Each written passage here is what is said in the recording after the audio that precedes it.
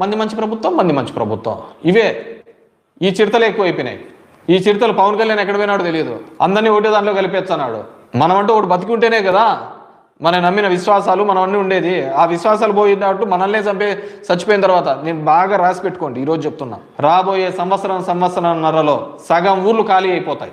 మీరు ప్రభుత్వంలోకి వచ్చిన తర్వాత మమ్మల్ని ఇబ్బంది, వైసీపీ వాళ్ళని ఇబ్బంది పెడుతూ చాలామంది ఊర్లు ఖాళీ చేసిన పరిస్థితులు అనుకుంటున్నారు. మీరు అలా కాదు చేస్తున్నది. మీ చర్యల వల్ల, ప్రభుత్వ నిర్ణయాల వల్ల గ్రామాలలో పని లేకుండా ఊర్లు ఖాళీ చేసే సందర్భం రాబోతుంది. ఈరోజు ఉపాధి హామీ పథకము కంప్లీట్గా తుట్లు పొడిచినారు. మనమంతా దానికి పేరు మార్చినారు, గాంధీ పేరు మార్చినారు అనే దాని మీద ఉన్నాం.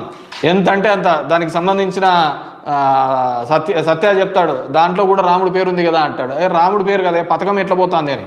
వచ్చే ఫండ్స్ ఎంత, గ్రాంట్ ఎంత, ఏమైపోతున్నాయి, దాని గురించి మాట్లాడండి. 40% ఎప్పుడు పెట్టుకుంటుంది స్టేట్స్?